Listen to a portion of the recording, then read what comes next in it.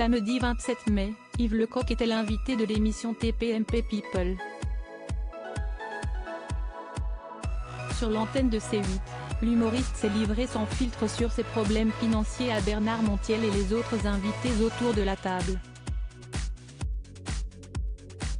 Chaque samedi soir, TPMP People est le programme audiovisuel à ne pas manquer.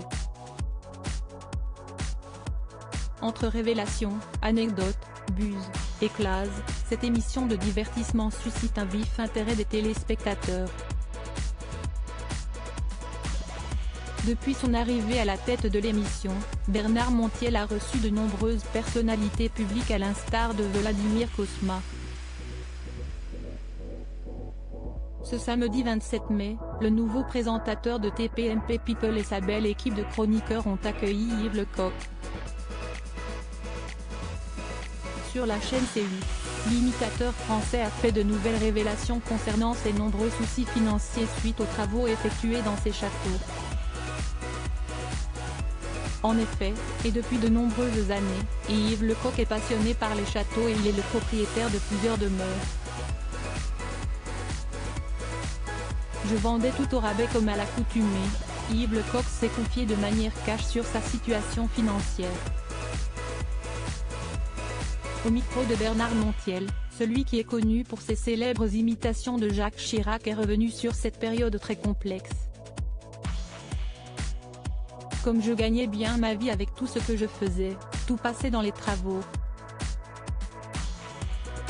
Je n'avais pas un sou de côté.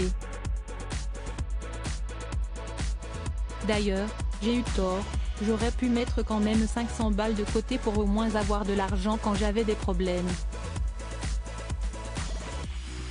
Yves Lecoq a avoué qu'il avait encore des dettes à régler, et continué avec quelques précisions. Oui, j'ai encore des dettes. J'ai tout vendu à bas prix. En 24 heures, il fallait que je trouve l'argent. J'avais des dettes qui n'étaient pas énormes. Mais quand je vendais un truc, on me donnait moins que prévu. Je vendais tout au rabais. Donc à un moment, il me manquait de l'argent. Ce ne sont pas des sommes énormes, mais pour être tranquille, il faut que je vende celui-là, le château de Chalais, note de la rédaction.